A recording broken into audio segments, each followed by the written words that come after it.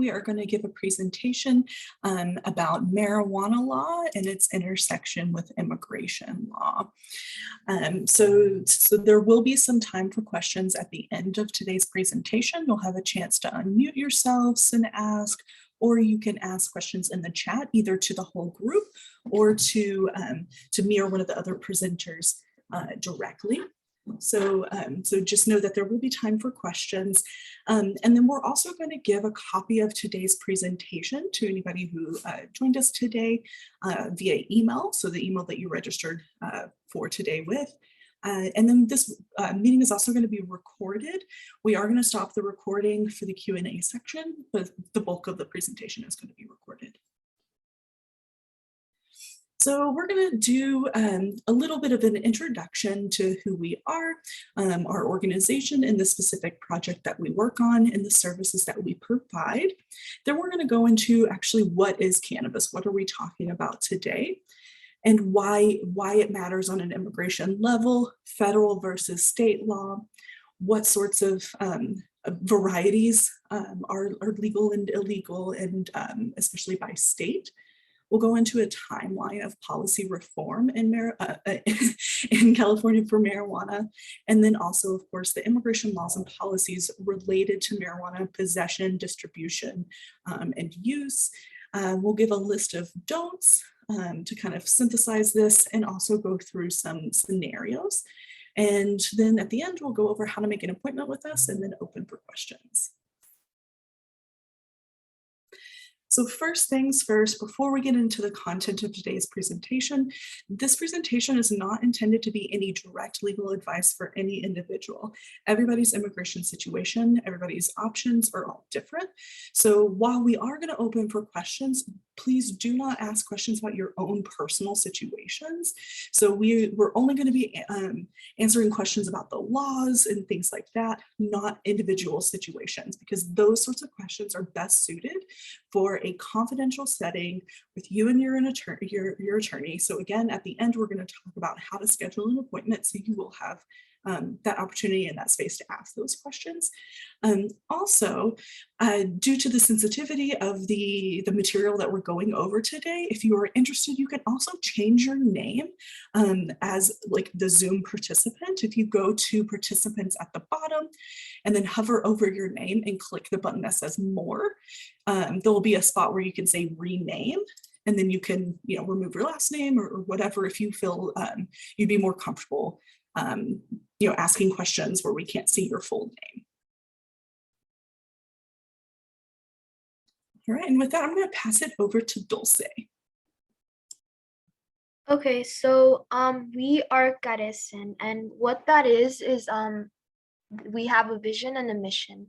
CARECEN's vision is to have Los Angeles become a place where Central Americans and all other communities live in peace and dignity, enjoying economic well-being, social justice, and political empowerment.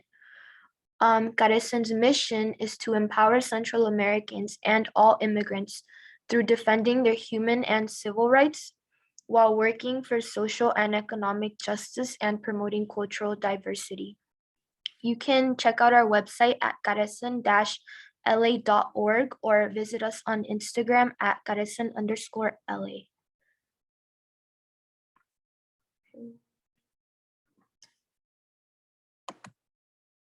So we are the CSU project, and what that is we help all 8 area CSUs. We serve students, faculty, and staff members. All our services are being performed remotely right now due to COVID. We also help other immediate family members, which include parents, children, spouses, and siblings. Anyone else that is not an immediate relative or anyone listed above must go through our main program, not the CSU program, so the CARECEN Central Office. Recently, we also expanded our services to include alumni that have graduated less than 2 years ago.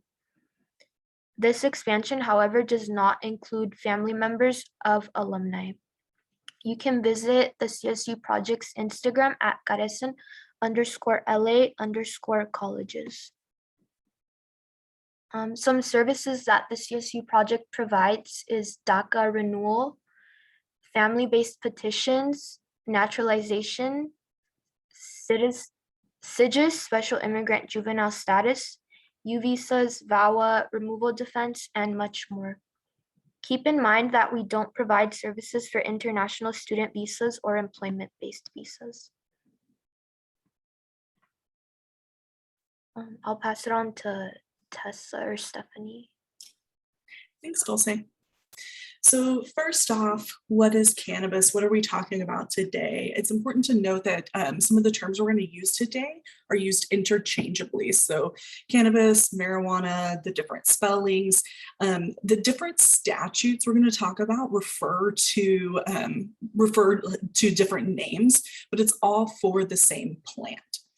The Controlled Substances Act identifies marijuana as what they consider a Schedule I drug. So a Schedule I drug is one that they consider to be a drug with no currently accepted medical use at a federal level, and also to be a high potential for abuse. So it's defined as the actual cannabis plant, including the seeds and its derivative products, with a THC concentration of over 0.3% on a dry weight basis. The federal definition of marijuana does exclude the hemp and mature stalks, but some state definitions vary on which parts they do and do not include. The term hemp itself is used to mean cannabis that contains less than or 0.3% or less of THC content by dry weight.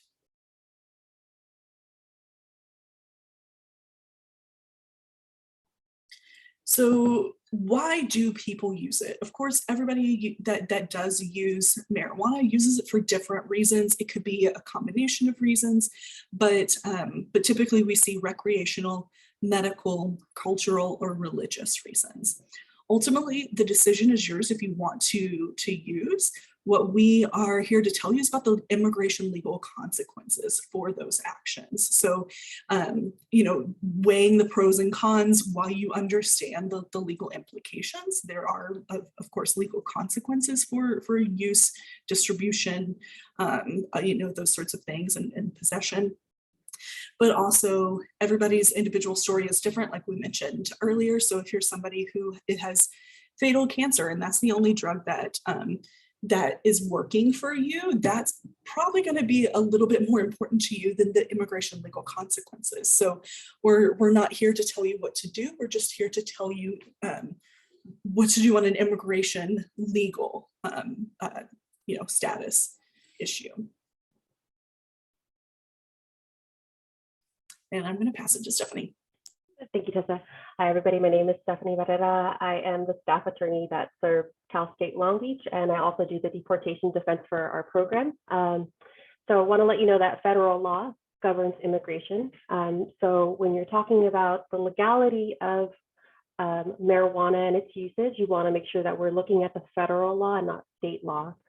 It is a federal crime to possess, sell, give away, grow, or process, including for personal use, import marijuana. Since it is a Schedule I, there is no medical necessity defense available in the federal system. So even if you do have a doctor's note saying that you have the medical prescription to be able to use medical marijuana, federal official may enforce federal law, notwithstanding that validly issued medical prescription.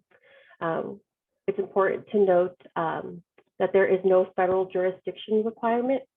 So that means that if you are, possessing or growing that marijuana in your own home, that is still a federal offense. There's an important case that came out in 2005, Gonzalez v. Raich. That court basically ruled that even though the conduct was in a state where it was sanctioned, the Federal Commerce Clause basically allows that to be governed by federal law. That is different than California, where recreational use of marijuana became legal in California on January 1st of 2018. And you also want to be mindful of, the legal requirements or the legal ability to use it here, you have to be an adult age 21 and older to be able to possess up to 1 ounce of dried marijuana or 8 grams of concentrated cannabis under California law. You may also grow up to 6 plants for personal use, subject to certain restrictions. And it's still a crime to sell marijuana in California or to possess it with the intent to sell, other than with both a state and local license. So you, just because it is legal for recreational use doesn't mean that just anyone can have it, anyone can grow it, anyone can sell it. There are still a lot of guidelines along with that. Next slide, please.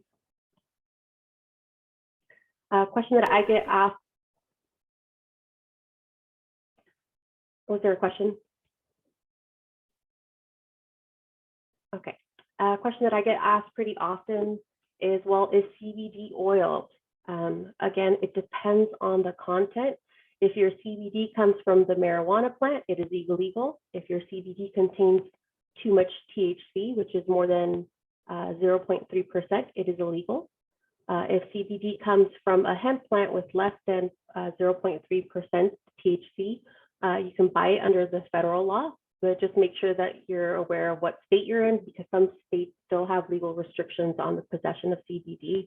And I included the formula here just because THC and CBD, it was interesting to see the chemical structure and just how similar they both are, even with how they look. So it's just really about that THC content, which is what makes it illegal. And the difference and the importance is that you know, it might support a legal defense if you're found with CBD, pure CBD oil. Next slide, please.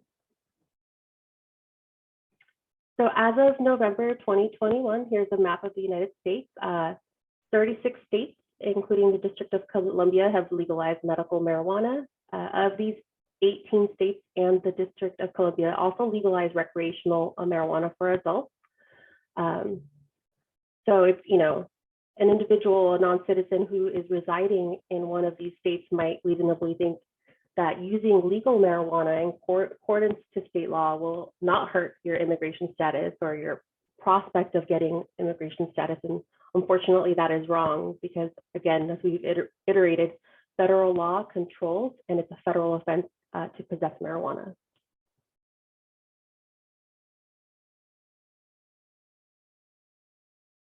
So a quick timeline of marijuana policy reform in California. In 1996, voters approved the Compassionate Use Act, allowing for medical use of marijuana. In 2003, it was expanded for medical marijuana law to allow patients and caregivers to collectively or cooperatively cultivate marijuana. 2015, California enacted a licensing and regulatory system for medical marijuana businesses. 2016, the voters approved a ballot initiative legalizing marijuana for adults and establishing a regulated marijuana market, which is, you know, what we see now. 2017, the licensing and regulatory system for medical marijuana businesses was paired with a regulatory system being developed for non-medical and now under one agency. And then in 2018, first legal sales for adult consumers began. So there is a lot of regulatory systems involved, even with recreational marijuana in California being legal. And as previously mentioned, you know, the state laws legalizing marijuana provide a lot of benefits, but they're also potentially a trap because individuals thinking that they did nothing wrong might readily admit to officers that they possessed marijuana. And I liked this billboard because it's, you know, for quality assurance. We sampled, 63 edibles, 238 tacos were also sampled. So you're thinking, all right, like what's wrong with that? And, you know, it's like eating a taco, right? Eating an edible is like eating a taco, but it's not. In some states, such as Washington, ICE and CBP agents have aggressively asked non-citizens if they possess marijuana in an attempt to find people inadmissible into the United States. And so in other states like California, we haven't seen that, you know, when they're processing applications, but CBP officers at the border and internal checkpoints could still ask those questions. So you want to be aware of that. And then I'll pass it over to Tessa. Thanks, Tony. So controlled substance inadmissibility grounds. So what is this? So grounds of inadmissibility, first off, are reasons in which somebody who is attempting to be admitted into the United States could have hurdles and not be eligible to be admitted, not eligible to gain some sort of status. So the crimes related grounds of inadmissibility is listed at that statute that we have there, some of which involve controlled substances. So again, marijuana, cannabis, that is considered a controlled substance. So there's 4 main categories of ways that you can be inadmissible that relate to those controlled substances. So for all of these, the substance would be the one that's identified in the federal drug schedules, what we're talking about today. So first is being convicted of a controlled substance offense. The next would be admitting to committing a controlled substance offense. Next would be being a current drug addict or abuser. Or if the immigration officer has some reason to believe that there is drug trafficking involved. So convictions for controlled substance offenses. So if you are in some sort of court, if you're in state court, federal court, if you are in court because of a drug-related offense, make sure that that you're discussing with your attorney for that case your immigration status, because what's important to note is that there's different ways that you can be charged for the same offense, like under different statutes, called different things, even though it's the same incident that happened. And different statutes that you're charged under can have different effects for you in your immigration story. So it's very important that the attorney that you're working with in criminal court knows your immigration status, so they can keep that under consideration when they're advocating for you in front of the judge.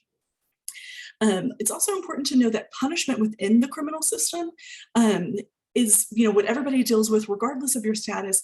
But if you have no status, or you're an immigrant, or you're somebody who's not a citizen, you're going to get punished again by the immigration system. So obviously there's some inequity there, because you're essentially getting punished twice for the same offense. So you're getting punished for the crime in the criminal system, and then punished again for the same situation in the immigration system. So obviously that's not something that U.S. citizens have to deal with. So clearly there's some issues there of having certain people being punished twice for the same incident.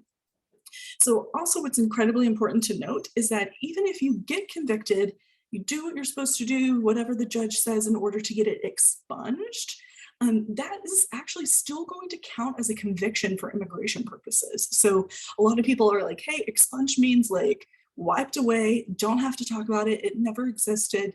But for immigration purposes, unfortunately, it still does. So sometimes people think, oh, it's expunged, I don't even have to tell my immigration attorney about it. You do. You still should disclose this to your immigration attorney, because again, you still have to to disclose that for immigration purposes to the immigration officer. And also immigration can still ask you directly about convictions that have been expunged. It's not like they are not allowed to ask you about them if they've been expunged.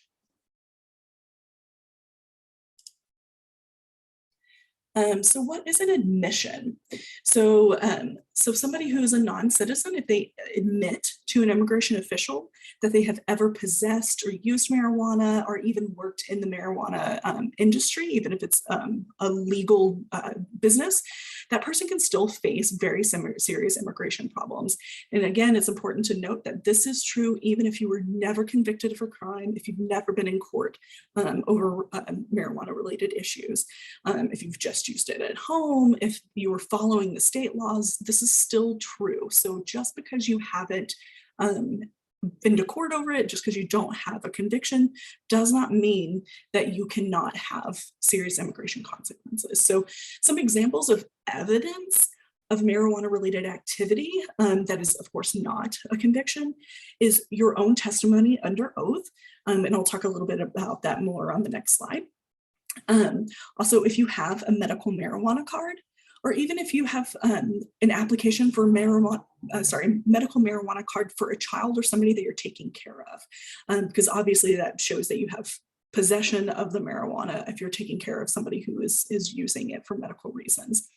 Also, social media posts. So yes, immigration can look at your social media. They can, look at your Facebook. They can look at your Instagram. They can look at your LinkedIn and see that you worked at a dispensary before. They can look at your social media posts, as well as like cell phone photos, videos. Those are examples, of course, not an all exhaustive list, but those are examples of evidence of marijuana related activity. So when can you be questioned about drug-related activity? Some of you may be thinking, like, why would I be in a situation where I'm going to be giving an admission? First, when you are applying for an immigration benefit, so that includes getting a green card, that includes applying for citizenship to naturalize, become a citizen. So I have here some little clips of some forms that are very common. The one on the bottom left is for the form where you apply for a green card. And then the other two are related to the form to apply for naturalization to become a citizen. So it is directly asked from you, drug-related questions on these forms. And you do have to swear that you're telling the truth on these forms as well when you sign them. So that's one area where you're going to be questioned. Obviously, with the form, you're not going to be questioned directly unless you have an interview later, which you always do for a green card or citizenship. But it's still, questioning, even if it's not in the interview setting. And then, of course, returning from a trip abroad. So a lot of people think about this as if you're doing advanced parole, if you're a DACA recipient, but also if you're a green card holder and you leave the country and maybe you go somewhere where you partake in the, possession or use, and then you come back, you could be questioned upon re-entry. And even as a green card holder, that is still an issue because you are not a citizen.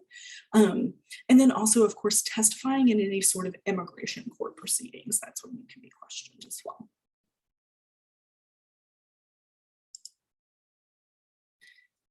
So we have a little scenario here. Kevin is applying for residency based on his marriage to his US citizen wife, Winnie. During his interview, the officer asks him if he's ever sold drugs. Kevin responds, "No, I use marijuana in my home, but I would never sell it. I know that's not allowed."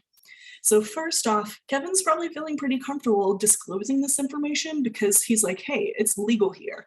I'm not doing anything wrong. I know that I'm not supposed to be selling it. I don't have a license. Look, I'm doing what I'm supposed to. I'm following the rules. But obviously we know that's not the case because we know that federal law applies here too, not just state law. But also Kevin disclosed more than what the officer was asking. So he opened up himself for a new line of questioning for the officer to kind of be like, oh, so you've never sold it, but let's talk about this use that you just admitted to me.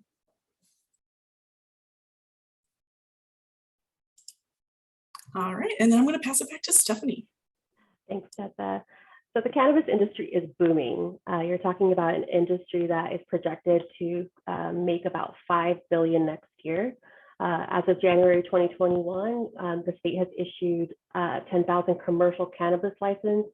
You're talking about a booming business with cultivators, manufacturers, retailers, delivery service, distributors, transporters, testing laboratories. It just goes on, right? And there's a lot of areas where one can work. You're talking from accounting to actually doing some of the distribution. Employment in the cannabis industry, even if you're not working directly along with the cannabis, is going to give the government reason to believe that you've engaged in drug trafficking. So yes, if you're in accounting and you never see the cannabis, but you're doing the accounting, it'll cause red flags for this.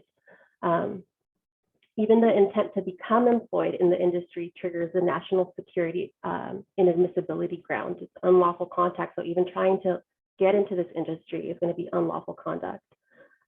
Admission or employment are basis for denial of good moral character for your naturalization. So if you're applying for naturalization, you have to give your 5 years of employment history on those applications. And if you put, weed.org, I do accounting for them, you've disclosed, that you've worked in the marijuana industry. And then no medical, non-medical use can show inadmissible or deportable drug abuse as well. So it can show them that you're using and you're abusing this drug. So unfortunately, even though it's a booming business with $5 billion projection, we do not advise that you work in the marijuana industry. All right, now some marijuana don'ts. All right, so don't use marijuana until you are a US citizen. Do not work in the marijuana industry. If you have a medical need and there is no good substitute for medical marijuana, get legal counsel first, especially if you're a lawful permanent resident, especially if you're considering travel, make sure that you talk to an attorney first. Never leave the house carrying marijuana, your medical marijuana card, a pipe, accessories like marijuana t-shirts or stickers. Just remember that air travel is federally controlled, and so is travel between states by car, bus. So whenever you're doing any travel, also don't carry these things with you.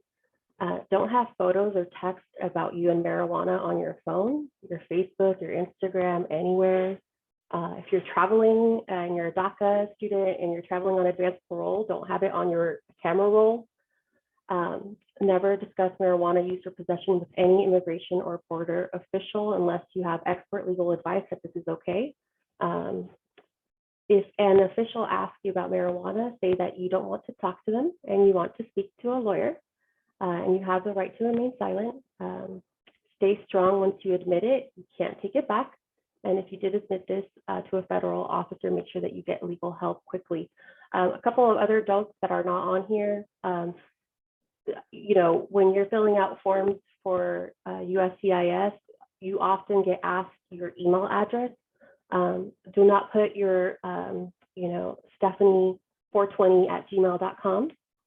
Try to avoid using that. And then when you go to the interviews at USCIS, even your earrings, don't take like a little marijuana plant on earrings. I had a colleague just mention that a client did that. So you want to be mindful of what it is that you're wearing, what it is that you're putting out there when it comes to marijuana. All right, to review your understanding, let's give a hypo. Mary Jane is a lawful permanent resident from a state that permits recreational marijuana like California. She has no convictions or charges, but at her naturalization interview, so she can become a US citizen, the officer asked her, have you possessed marijuana within the last few years? All right, would any of these answers make her ineligible to naturalize? The first one, yes, I have glaucoma and use it medically. So this is an admission to a federal offense. There is no exemption for medical use. How about this one? Yes, I grow a few plants and make brownies for my neighbors.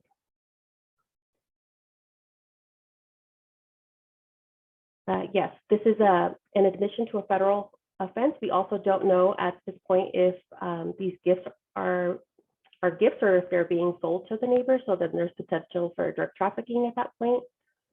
The next one is no.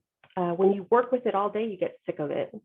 Okay, so this is an admission to a federal offense because they're working in the industry, so they're probably like an accountant, or not an accountant, but they're distributing, so that's still an admission.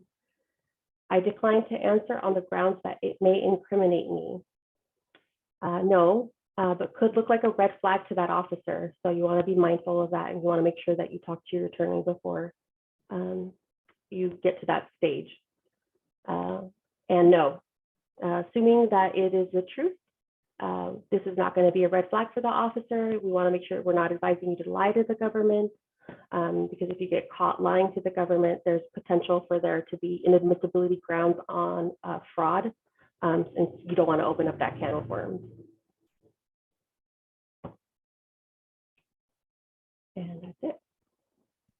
Okay, so if you want to make an appointment, CSU students, faculty, staff, and their immediate family members and alumni that graduated less than 2 years ago can go to carecenla.simplybookme.com. and book an appointment there. Everyone else can call 213-385-7800 for our central office, or you can use extension 122 for the San Fernando Valley office. And I just wanted to mention too that I'm putting that link directly in the chat here right now.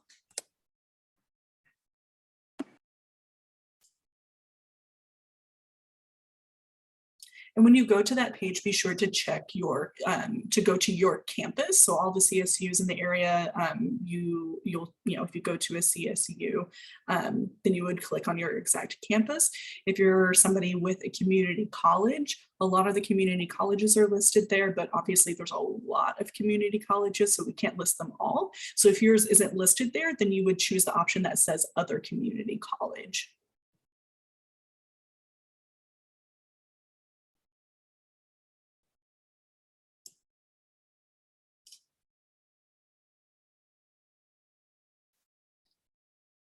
All right, so we're going to open up for questions. Now you can either send messages directly to us or to the whole chat, or you can unmute yourself and ask questions.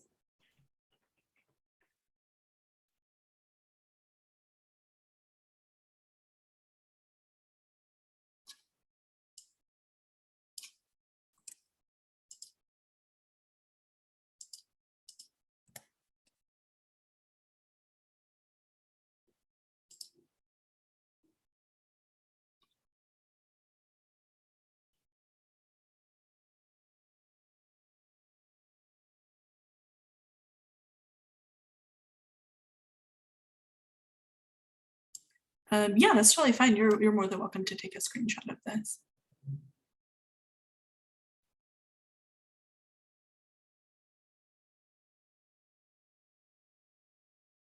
And I wanted to mention something too. I don't think it was mentioned, unless I missed it, on the employment in marijuana related businesses. It can also be an issue if you're investing in a marijuana related business, even if you don't necessarily know that is part of the business. So if you go through somebody who like manages your stock portfolio and you don't necessarily know what they're putting your money in, you should know so that you're sure that they're not investing in some sort of marijuana related business or a business that has it part of their business.